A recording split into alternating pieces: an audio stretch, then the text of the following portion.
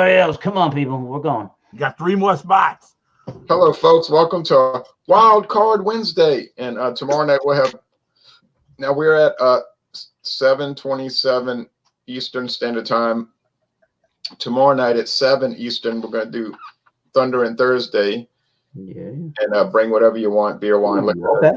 Bring a glass of milk if you want. Oh, I'm in Louisiana, and then up the East Coast is Michael in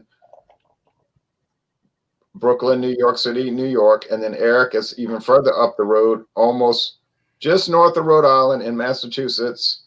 And so we have South, Mid-Atlantic, and New England. And I put the can back in the fridge, but I need my can to show people what I have tonight on a Wild Card Wednesday.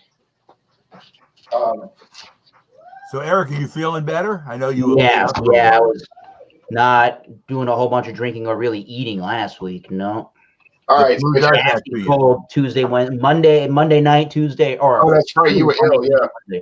You were ill with a bad cold or the flu or something. The flu, yeah. Oh, sorry. Here is what I have: Smirnoff Ice Smash. I thought I'd do something different, kind of fun. Peach and mango. Peach plus mango. That's your smash. See, so one side, and then the other side, it's different. So it's okay. Mango peach, and then peach mango. And it's from Smirnoff, makers of their, what they're famous for, vodka. But I believe in Canada these are vodka based, but there's some problems with the law in America in some states. So they do beer based here. And it's a 23.5 ounce can. Strange, huh? That it's a half an ounce short of 24. Here's the appearance. What's that color? Is that orange? Peach? Almost pink. Yeah, that's what I was going to say. Kind of pink Moscato looking. Yeah, okay. Now, going up the coast, what does Michael have? Okay, I have these 2 InBev companies, Blue Point and Presidente, and it's called Una Fria. It's a Pilsner beer brewed with plantains at 5.5% alcohol at 35 IBUs. Wow. And like I was telling Jay and Eric earlier, this was the co-op special of the century at $0.25 a bottle. Picked up a couple of 6-packs. That's all my bag would handle. So nice. Good choice, Jack. Now Eric has a Back to Life beer. I'm just kidding. This is from Exhibit A Brewing Company, and they're out of Framingham, Massachusetts, maybe 5 minutes on the road from where Jack's Abbey resides. And this is their demo tape, New England style, double dry hopped, double IPA. And they're using Cryo Simcoe hops and Cryo Mosaic hops. And just briefly, what a cryo hop is that it literally undergoes a cryogenic process. At an extremely low temperature, whole cone leaf hops are separated into concentrated lupulin and bract to preserve the essential oils and resins, increasing potency by 40 to 50%. So if you really love these New England IPAs and really love hoppy flavors, you're going to get it very concentrated in one of these kind of beers. So cheers. Sounds interesting. What state? Massachusetts. Okay. Now, what is Bumpy Road talking about? What is Jesse talking about? After we finish this broadcast, John and Nilly, Bumpy and I are going to do a 6-point master blend Imperial Stout examination. Ooh. Oh. Which is, I don't think as of right now, you can't get 6 point. Eric probably can. You should look for it, Eric. Yeah. Called 6-point master blend, comes in a 4-pack. You should, if you can get it, 13%, quite good. Okay. Bumpy was able to send John a can, and he was able to get another one for himself. I bought a 4-pack, so now 6-point stuff is easy for me to get. Okay, so with all these buyouts, I think it'll be more common that I can get those beers. We get the Presidente, and it's interesting that they got so many different brewing companies under their umbrella now, so they can just collaborate. Yeah. They don't have to get special permission because they own it all. So, hey, Beer Hound.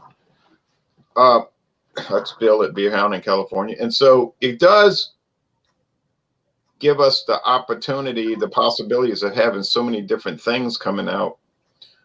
And and then 25 cents a can. Hey. Now mine is from Diageo, who owns Smirnoff, and they're mainly famous for doing vodka. But they branched out and started doing all kind of vodka, flavored vodkas. You know how that goes. And then ready-to-drink vodka things. But then I think they came out with the Smirnoff. Now, they make Smirnoff just at a low alcohol level. You can get some that'll be, 4.5%, 5.7, whatever. But then they have their Smash. And the Smash concept is taking two different natural flavors and smashing them together, and kind of like a collaboration. And of course, they add color in to give it some color. And then it's 8.0%. So all their smashes are 8%. Farhan, you said no proof of.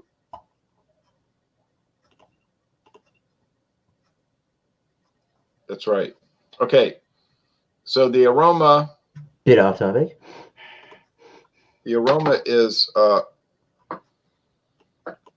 it smells like fruit drink.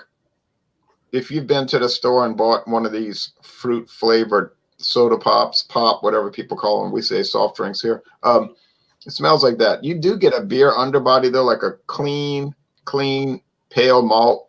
And I read about these things. They the beer is made to be basically odorless and colorless. They got a way of making the beer down to where it's just a neutral thing. That's like the foundation of the product. And then they start adding the flavors. And that's where the flavors coming from. You know, flavors, whatever those are, they have to be natural. If they're not, they have to be listed as artificial flavors. It is artificial color though. All right, but anyway, the taste.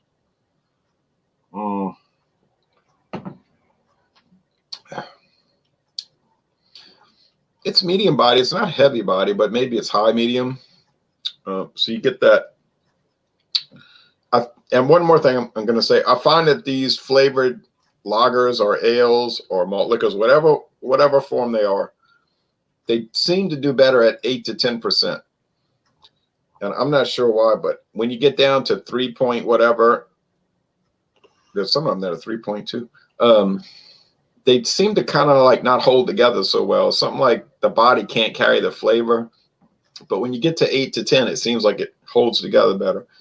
And people might say, nah, you just want to drink a lot of alcohol. No, if I wanted to, I would just admit it and say, I want to drink a lot of alcohol.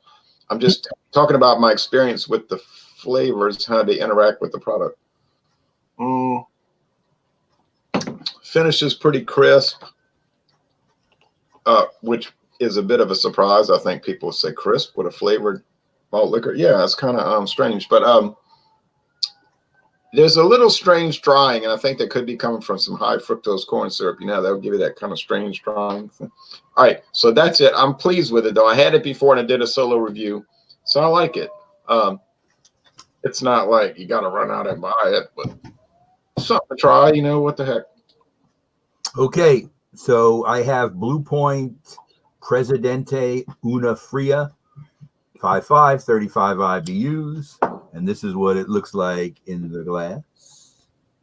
So the head has receded a little bit, but it's a white head, and it's got nice head retention. It's picking it up.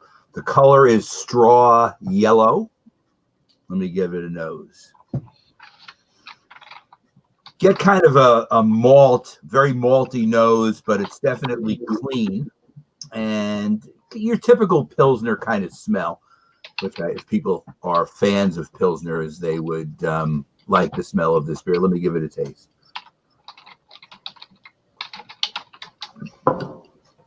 It's very nice. It goes down very easy. It's medium as far as the mouthfeel goes. 5.5, so it's a little bit more than a session, but has really good drinkability. You can taste the plantain a little bit in the background, but it's not a pronounced taste. I mean, it's almost like more of a background taste than something you could identify clearly. The fact that I know it has plantains might be part of the reason why I can taste it. And plantain's kind of like a banana, huh? Looks like a banana, and it's done a lot. It's used a lot in Spanish cooking, I think. Yeah. Like I say, very good drinkability. I mean, you could drink a lot of these. They go down pretty easy. It's kind of good. Okay. I'll roll over it and have a number for you. I'll be right back. Okay. Hey, viewers, if I don't read your comment, it's not that I'm trying to ignore it.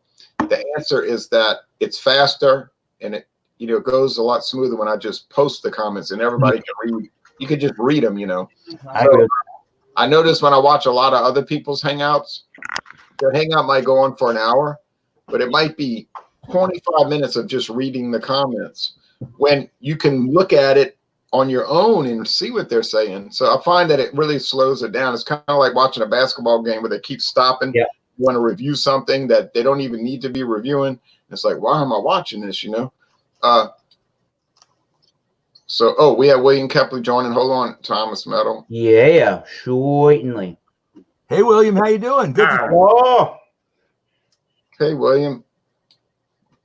Welcome to the show. Thanks a lot. John Neely, if you can get on here, jump on. I know y'all got that 13% knockout beer. Now, William, you have something to bring to us tonight from North Carolina? I've got a beer, yes. Okay. What you have? I've got the Burger Classic beer. Oh, yes. I've reviewed that. Yep. And I bought some Burger Classic cans at Dixie Brewery a month before Katrina. They were empty cans, but so, well, that's pretty cool. That's an old brand. That's a classic, like we say, legacy. What's the ABV on the Burger Classic? 4.7. It's one of those companies that sort of went out of business and they got snapped up, huh? It's been tumbled around more than like dice.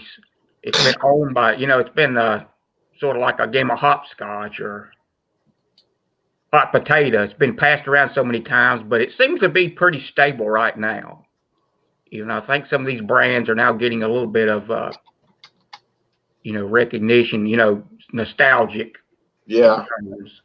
And so it's. Oh, I'm sure it's going to be interesting. If they drink two of them, it'll be really interesting. Okay. Well, we're going to go back to Eric because he's going to give us a little exposition of his beer, and then we'll go back down south. Yes. To South Atlantic and let William describe his. So, Eric, there you go. Okay. Once again, we got the Exhibit A from Framingham, Massachusetts, demo tape, double New England style IPA, double dry hop with those Simcoe and Mosaic, both cryo hops. I poured it in the glass. I've not tried it yet, but as you can see, I'm getting like a darker kind of orange than just like that straight up hazy orange kind of look. But it does look the part. There is some haziness and cloudiness for sure. And in the IPA glass, there definitely is good amount of carbonation with a bright white head, and it's 8%, so it definitely is keeping those legs and the lacing around. Yeah, big old grapefruit, big pineapple. It's got a nice white bready malt sweetness in the background. There is a little bit of, there definitely is resinous, oily qualities. That's exactly what I'm supposed to be getting out of cryogenically frozen cups. Yes.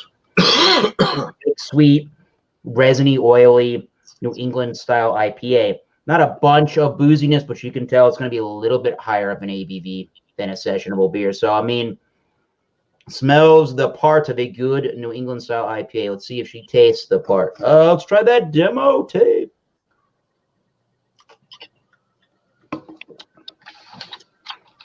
Ooh, wow. It's very smooth, pretty easy drinking.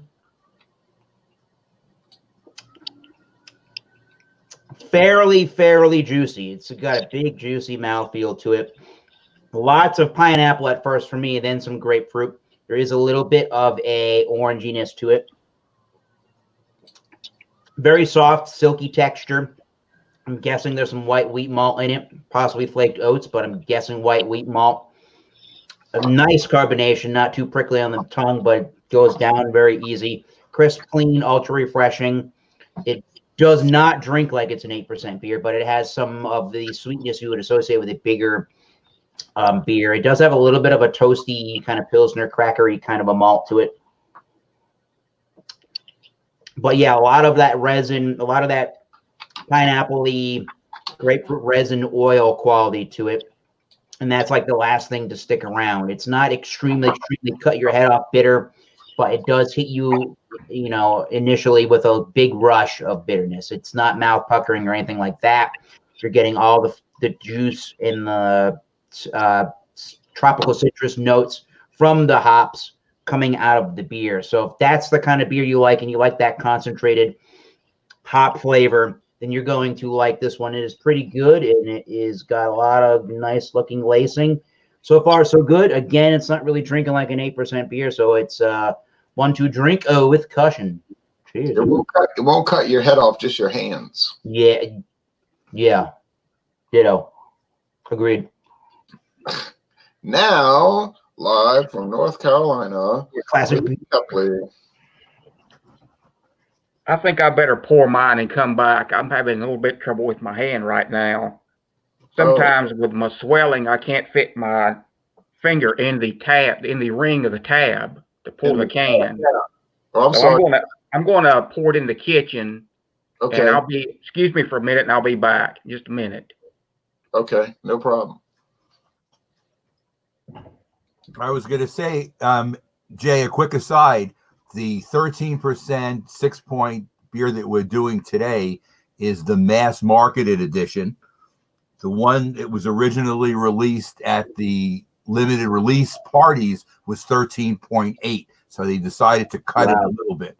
Cut it a little bit, yeah. I'm sure, and I have not had it yet. I'm sure it's still at 13% is going to be fairly intense. Man, look, Mathern's got 8 new beers in today. And I was looking at peanut butter this and this and that. And I said, everything's flavored. I feel even better for tonight. I was saying that today when I was over there. I said, I feel even better for tonight because nobody can jump on my case about a flavored beer when everything I see to the front, to the back, to the side, to the other side is flavored. I'm not against it. But the one y'all are drinking, Michael, is not flavored. No, it just has plantain. It doesn't even say it has plantains. No. The one y'all are drinking. No, that's just a straight imperial stout. Okay. Not flavored. But what I'm trying to say is I don't think there's necessarily actual plantains in here. They may be getting the effect from, although it does say brewed with plantains. So there are plantains in here. Okay. Inman, it's hard to say because it's true. I've been to like 39 major league ballparks. I think they all have like an incredible craft beer selection. But then when you see the prices, you'll think that's even more incredible. I don't mean that in a good way. In City Field, they do have that Mikkeller section. There's a whole Mikkeller little mini brewery setup. So right off the bat, that increases, the effect there. Plus, they have other craft beers there as well. Yeah. Gotcha.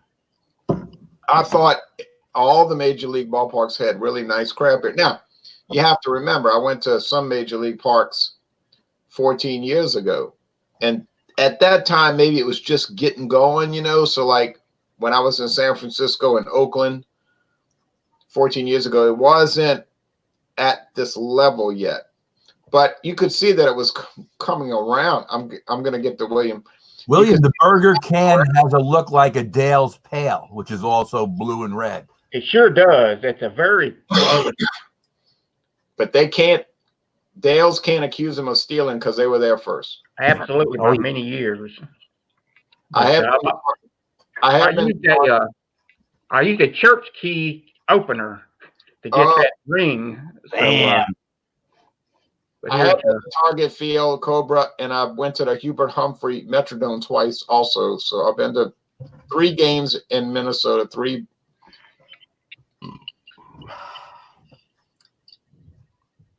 Okay. Let's see. Now we're going to go to William. No more. Burger. Yeah.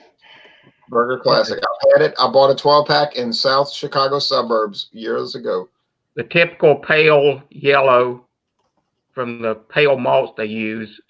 And it had a pretty nice head, some nice carbonation. The head is receded now. It sort of it did a Jimmy Hoffa. It's leaving pretty quickly, but I'll take a sip and cheers, y'all, on a Wednesday night. We may get snow here in North Carolina tomorrow. Wow. Cheers to you and cheers to the chat.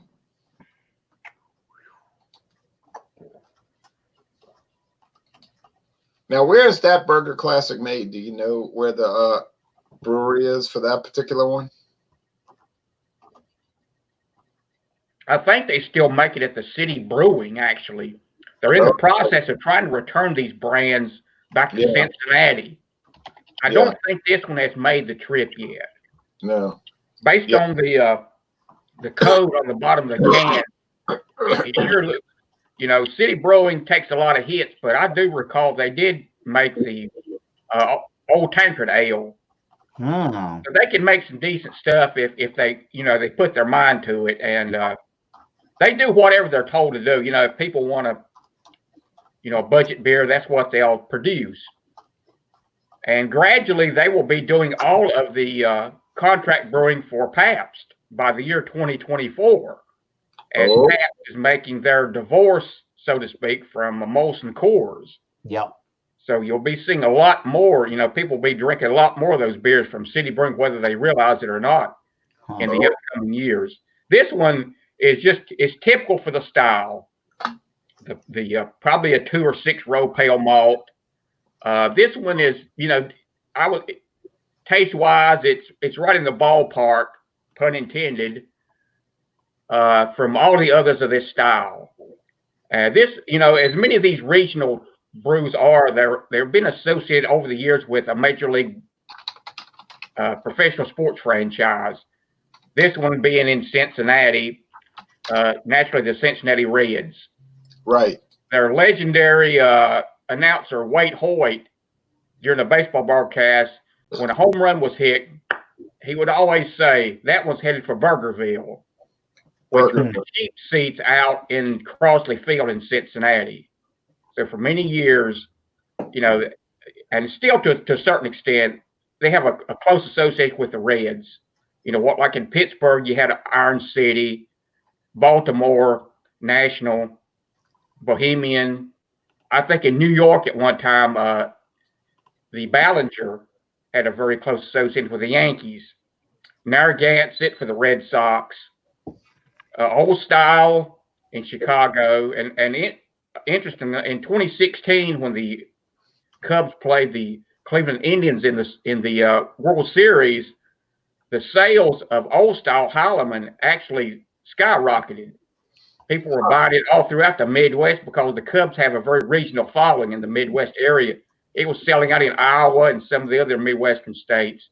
And Cleveland that year in 2016 was often associated with Carling Black Label, which was brewed at an old Peerless auto manufacturing plant in Cleveland. So these brands, have the history of these brands are often more interesting than beers themselves. But I picked up a 12-pack of this in Kentucky, Ashland, Kentucky, right across the Ohio River, where you cross through a little bit of Ohio on the travel. And I saw a 12-pack of this. I never thought I would see it. But I picked it up, more for nostalgia than anything else. But I mean, it's right in, it's like I said, it's right in the ballpark for these style beers, the American Adjunct Lagers. And I'm enjoying it tonight. Well, that's good.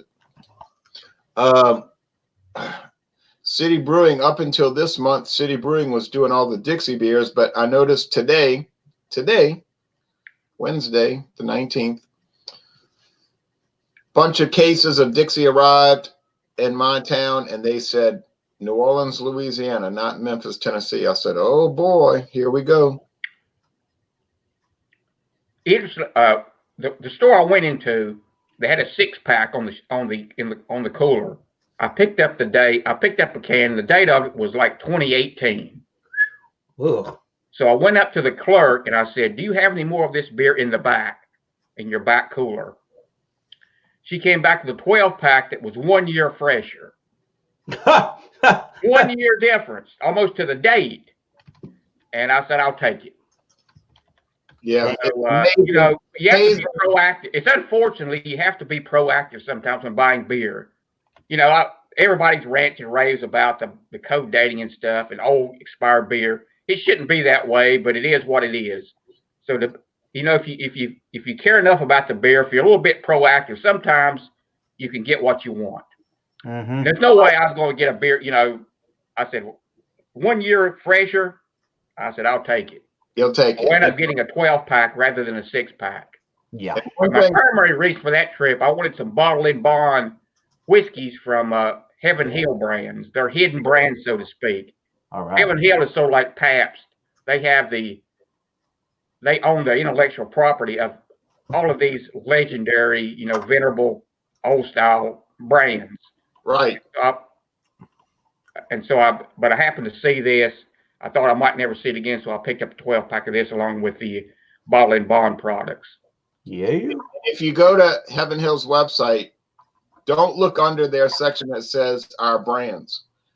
Go to their product specifications, and then you'll have a much better chance of getting more information on all of their products, or at least we could say many of their products, because as we've learned from these liquor companies, not to mention beer, yeah, they produce a lot of brands, and then they produce a lot more that they won't mention. Mm-hmm. I also saw the Little Kings. Oh, 7-ounce bottles. cream The ale. dates on those were bad. Oh, yeah. You could barely read the dates because of the green bottles. You had to hold it up and light it at a certain angle to be able to decipher it. And And William, that's made by Schoenling. Schoenling makes the Little Kings. Right, they do. And it's now made, I think, in Cincinnati. But this beer here, neighborhood in Cincinnati, over the Rhine, always been a large amount of German immigrants. And this beer has a little bit of maybe a Heineken note to it to me, a little bit. And I think over the years, you know, because of the influx of Germans into the city over the years, I think that maybe that's been taken into consideration. So to me, this is probably pretty true to the original recipe of this beer. Doesn't make it exceptional or anything like that, but it is very drinkable. And I've always enjoyed these style of beers. Make no bones about that. And I'm enjoying this one. So, cheers. Gotta call it as you see it. And to have my taste buds back, any beer tastes pretty damn good. Right. And you can't taste that. Makes it hell. I never discount that fact. Hells yeah. Oh, okay. Cream ale from Shells. Never heard of it. I think we're gonna make some road trips coming up. At least I am. My friend might go with me. Yeah. Let's see. What was I gonna say? Dixie's making a big push. I don't know why they made a tap room and a restaurant in their new brewery. I don't know why they would think that tourists are going to go to New Orleans and then say, hey, let's go travel to the industrial area, you know, to eat food at a restaurant and drink beer at a tap room. I just don't think tourists are going to do that. They're going to find, like Houston, Anheuser-Busch did in Houston. There were not many people that went to a vacation to Houston and were going to travel 10 miles east from downtown and go to this warehouse district so they could, you know, hang out at the Budweiser brewery. And I went there on a tour, and I was the only one on the tour. I thought, to me, that wasn't a good sign. And Dixie, I thought they should have just made a production facility. Maybe, you know, with tours, but oh well, I don't run it. Now, let's see, a few more comments and we'll give our scores. Sure. We'll get another. Where is Old Duke made? In Pittsburgh? Never heard of Pittsburgh Brewery. I think I heard of that brand, but I know nothing about it. Never heard of that. Well, I think the Shells that he mentioned before is in Minnesota. I think he's right. I think you're right. Okay, now, my beer Beer. Yeah, right. It is a beer. A beer product of some kind, yes. Well, that's basically everything you see on the shelves today. I don't care if it's Yeah. $26 a 4-pack or like this one. It's beer, but it tastes like chocolate, tomatoes. It tastes like creme brulee. It tastes like guacamole. I was like, wow, whoever heard of a beer that would taste like a beer? People like, oh, you're so yesterday. I'm like, okay. Anyway, mine. I mean, if you want to drink a beer that tastes like mango, what else is it? Can't even remember. Oh yeah, peach mango. Excuse me. I mean, it does kind of taste like that, but it's not expensive. You can get it at Walmart, so I guess I'll give it an A, 93 out of 100. There's nothing wrong with it. It's not going to set the standard of the new decade, but it's not going to shouldn't get you that worked up. Now, what do you say, Michael? Okay, you notice I've been doing a number on it. It's 5.5. It's easy and very drinkable. Sure. A little bit of bitterness from the 35 IBUs on the back end, but nothing astounding.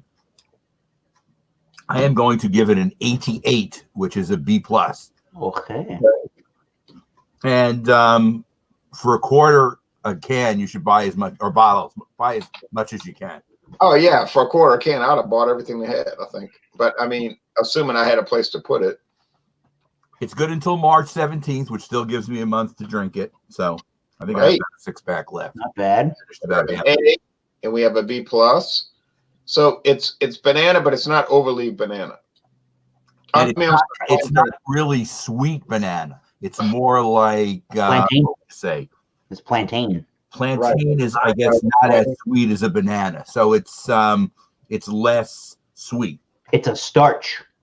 It's a starch, but it's less sweet. And in this Pilsner, you're getting more of the Pilsner effect than the plantain. Okay.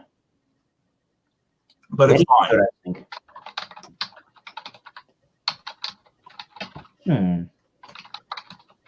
Okay, now Eric.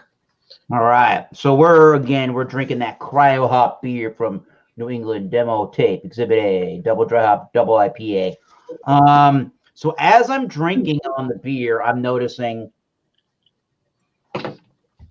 it's getting a little warmer. It's not very warm yet, but I'm noticing a just giant amount of citrusy tropical juice notes, but I'm getting a lot of orangey kind of citrusy notes at this point in time. And it's still pretty, it still has a really sweet malty undertone to it. That sweet malty white bready, almost kind of pilsnery malt. But it does have a really good fluffy texture. What I'm guessing is from a white wheat malt. So this one's pretty good. I mean, I'd give it at least a 91, I think, out of 100. So we got a B+, an A-, and an 8. Yeah, I kind of wish it was a little bit drier for my taste buds, but it's not very bitter, like I said initially. So you're getting a big rush of those cryo hops and a big rush of that lupulin powder kind of a flavor. And then it calms down a little bit to that drinkable malty pilsner almost kind of a flavor. So if that's your game, either go and try to find a beer like this or try cryo hop beers if for some reason you see them. I think it's starting to become a thing in New England beers, and I know in New England style IPAs, and I know if anybody's a home brewer out there and stuff, I've seen cryo hops now for sale on all the beer websites. So it could be an interesting kind of a hop to experiment with, a hop procuring style. So interesting. Yeah. All right. Well, okay. Good job so far. Now, William Kempley, what do you score your beer? First of all, I'd like to thank those in the live comments who've welcomed me back. It's good to be back, and I hope to be able to. I still have my good days and bad days, but I hope to be able to get back on maybe a little bit more of a regular basis gradually. But I feel. Thanks, everybody. I think I'll bring back my patented Taco Bell rating system. I'll give it a number rating and a Taco Bell packet rating. Yes. We have the. I ate at Church's today, interestingly. Okay. Really? All right. These are the 4. Let's see what I can get here. These are the 4 packets currently available at Taco Bell. They dropped the one that was the green packet, and you can get them now on I think YouTube for about $25. Yeah. Black market. Yeah. Mild, Hot, Fire, and Diablo are the 4 currently available packets at Taco Bell. So for this one, it's just like middle of the road, I would say. So I would give it 2.5 packets, which would be half of a fire. Between a 2 and a 3, so we'll give it a 2.5. So it's half of a fire's intensity. 2.5. A full fire would be 3. Yeah. So a 2.5, and numerically, like I say, B about an 85. Okay. Okay. When I was in school, a B was an 85 to a 92. So I'm aging myself. Yes. Yeah, so to me, that would be like a B minus almost. It'd be the lower scale of a B. For these, I think the more you drink of a style, you sort of create your own reference or a base that you compare all the others against that one. For me, in this category, I like Schlitz. That would be one of my reference beers. I like the Coors Extra Gold. Also, I like the Red Dog whenever I can get those 2. I think they're above average toward the top of the scale. So those 3 might be the Schlitz. I like a little bit of the hot bite in it. Yeah, that Schlitz is good. Right. I agree with that. And this one doesn't. It's just like I say, it's middle of the road.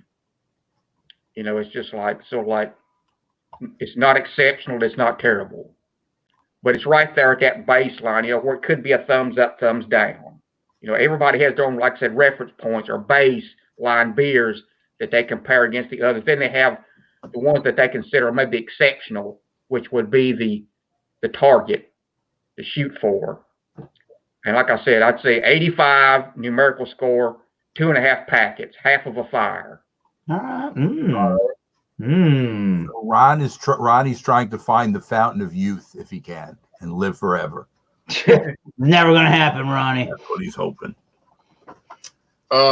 Well, folks, we had some good scores. Even 85 is good. It's not setting the world on fire, but it's good.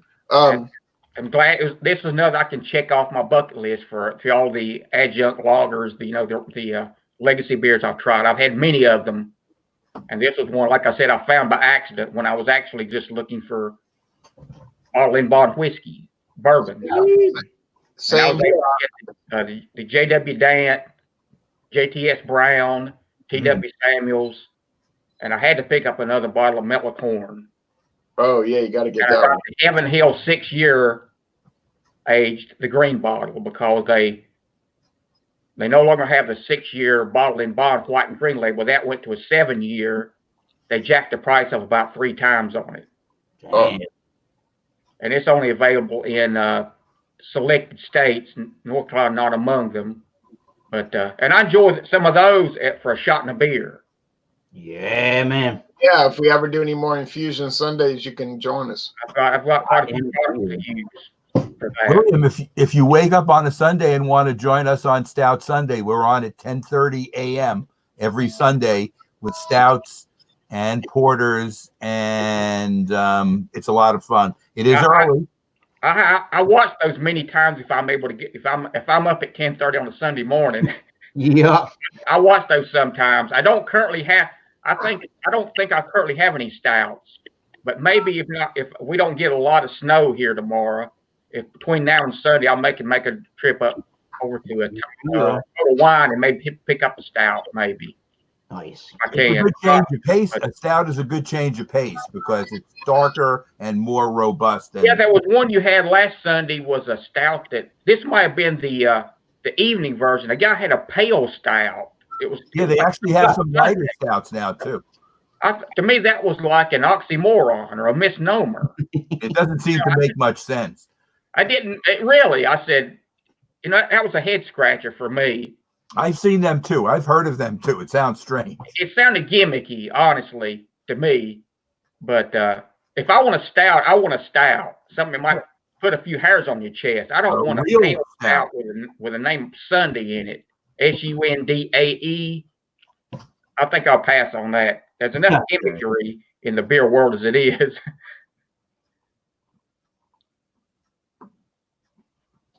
I had a white stout from Dragons. What is it called? What company was it? Do you remember? What is it called? Dragon's Milk. Dragon's Milk. Man, that was so disappointing. It was.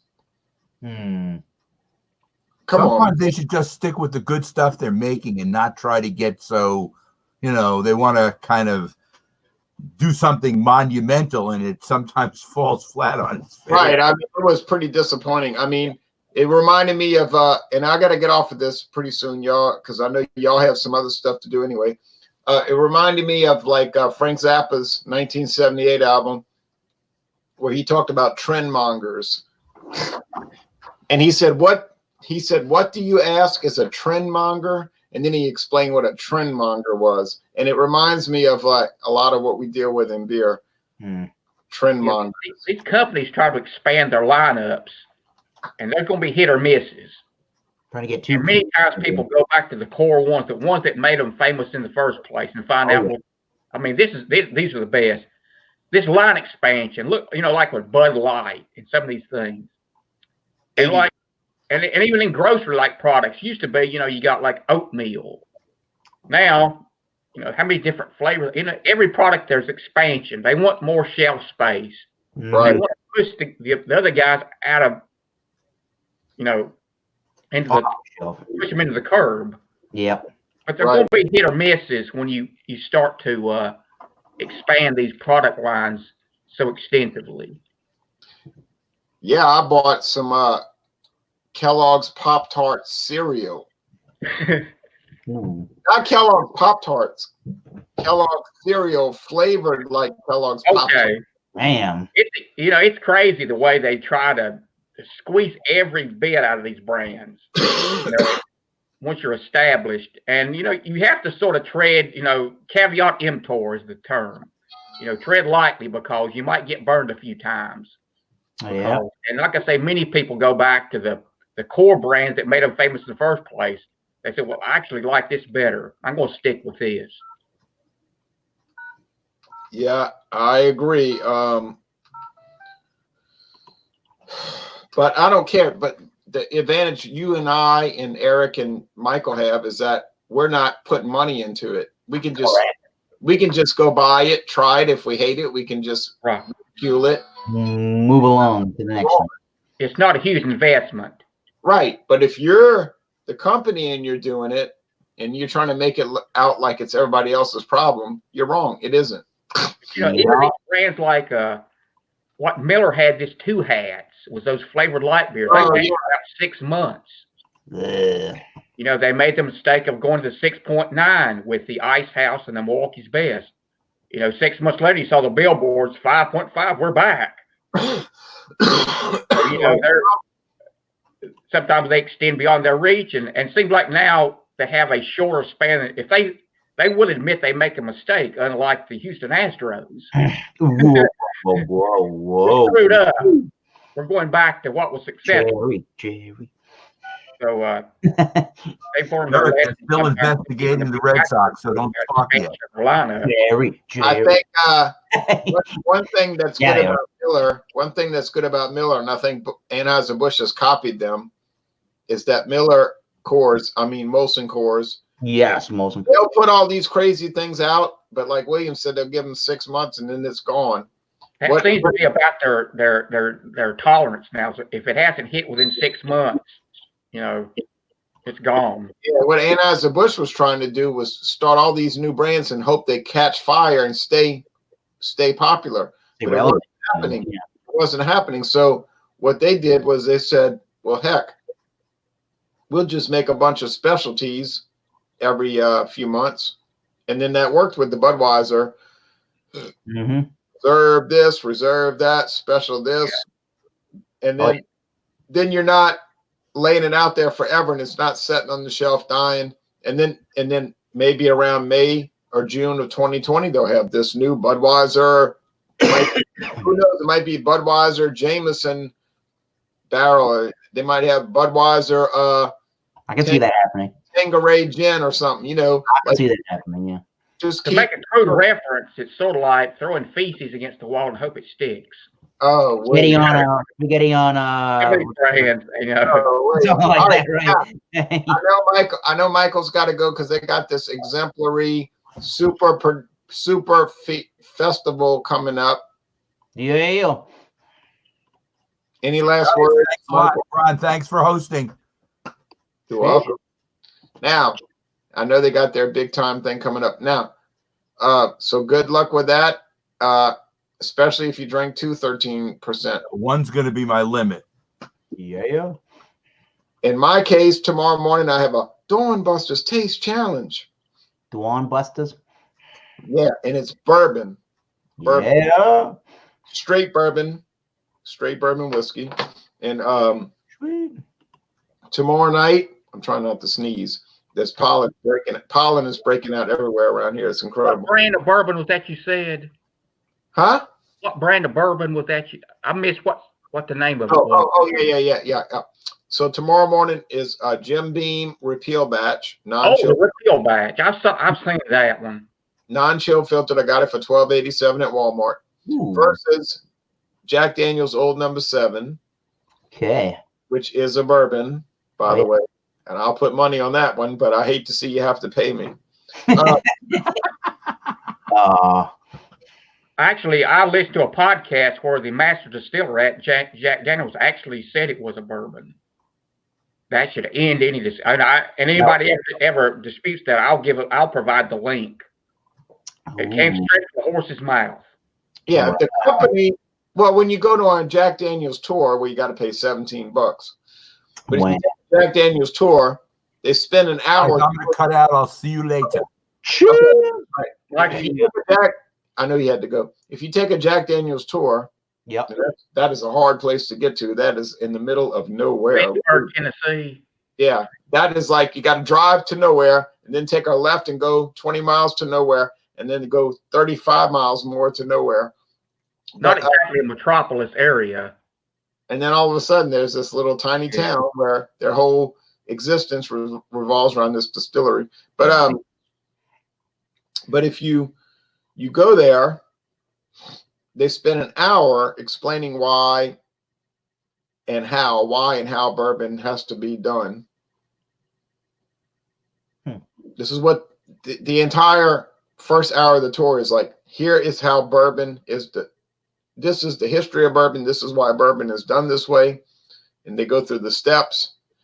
And then they tell you, but we're not really a bourbon because we drip ours through a charcoal filter, which is irrelevant to the law of bourbon. But like you said, that on that podcast, he admitted it was. But I'm doing Jack Daniel's Old Number 7 Tennessee whiskey. It is from Tennessee, so therefore it is a Tennessee whiskey. No controversy there.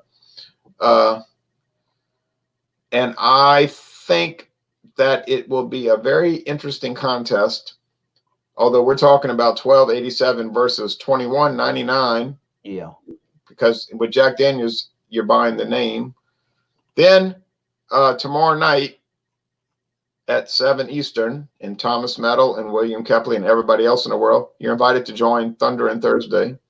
Okay. Whatever you want. Doesn't matter. You can bring water and drink if you want. You can drink tap water if you want. I'm going to do a taste challenge. I've got the Palo Viejo rum versus the Bocador. So that should be a fun and interesting taste challenge. And fast too. And fast.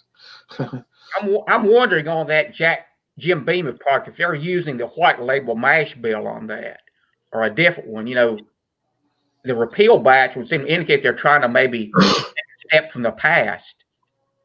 But I wonder if they're using the same mash bill. It's a good question because Jim Beam is 80 proof, but this one is 86. That 86 was the proof of the old Crow Reserve. I never got to try that one. No. And now if you get on Jim Beam Suntory website, their website has cut out all the non-premier brands. Yeah.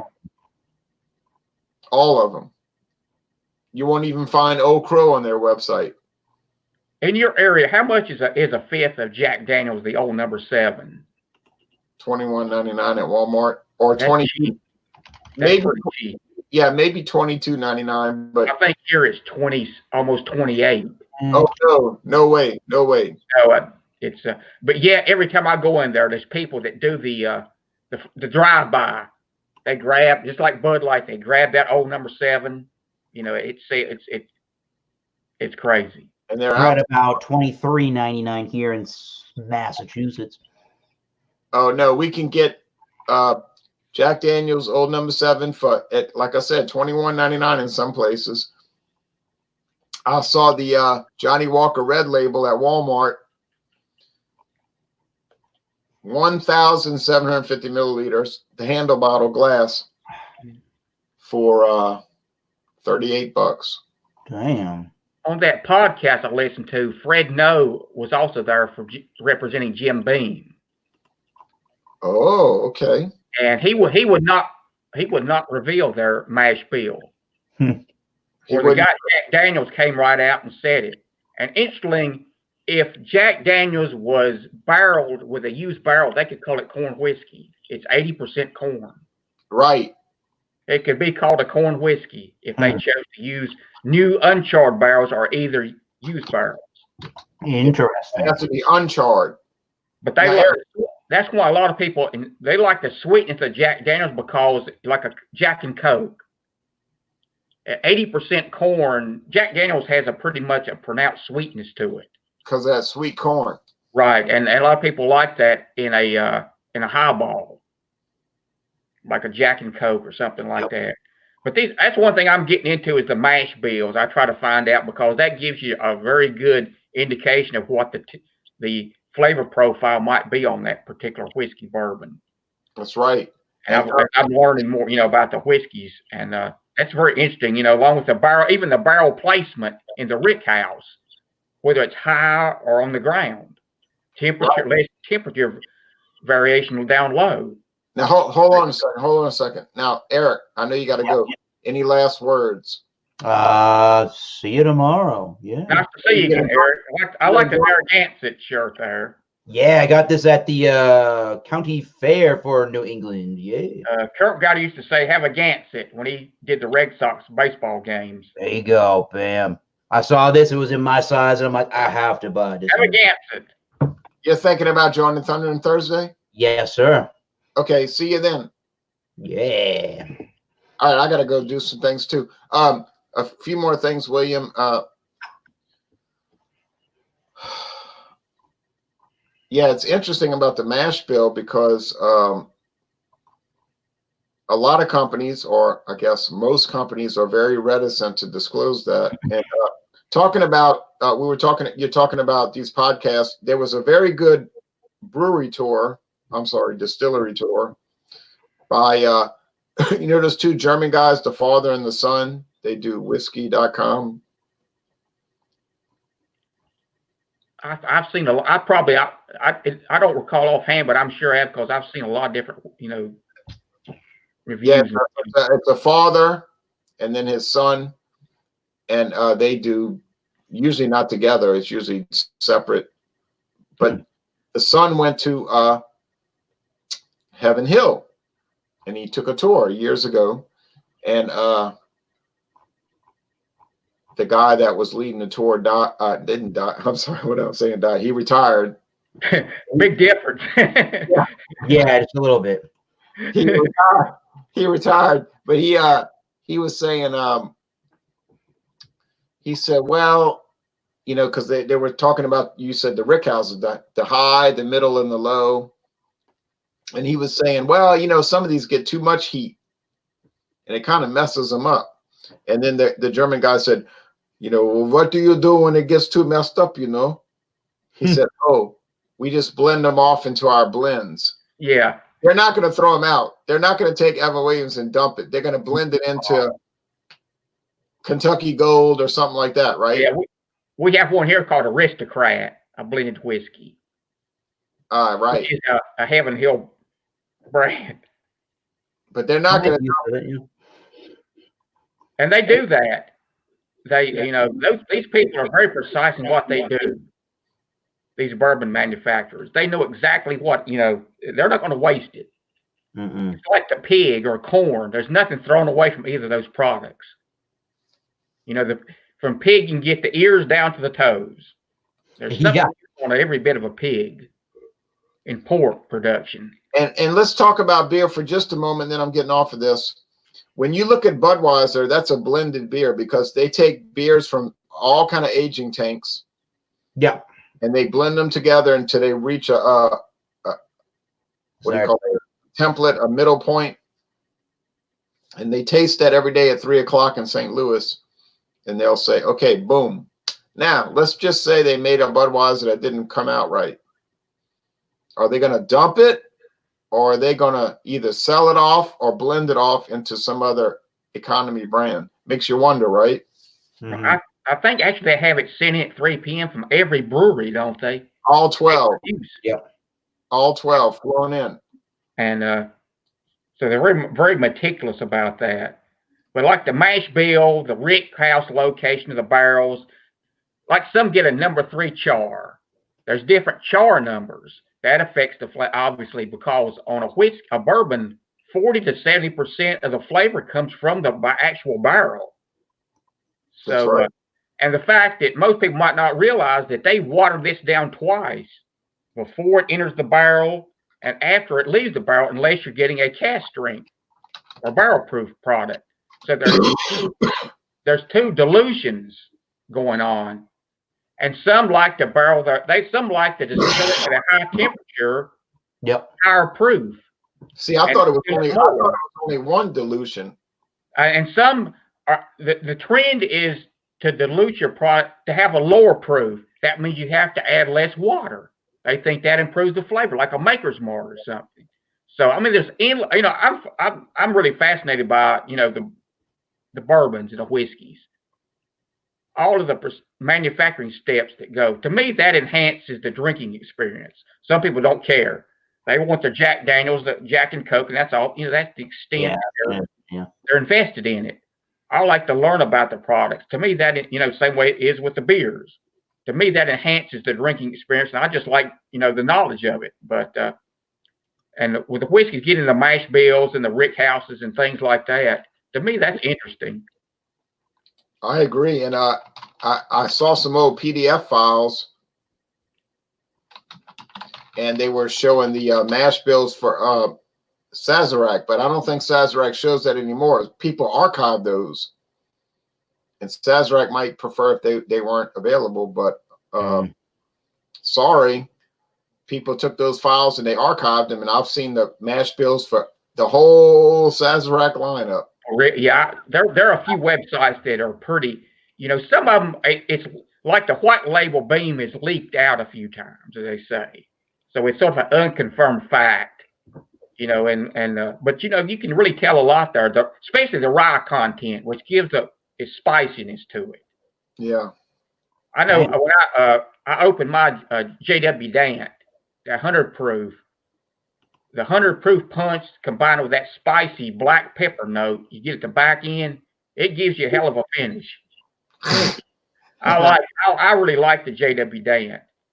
Yeah, I want to try some more of that. I have the J.W. Dant Scotch, actually, some J.W. Dant Scotch. Yeah, that would be a good dual review, like the J.W. Dant or something. That'd be cool. Yeah. Now, I like the Dant. Williams got some ideas in his head.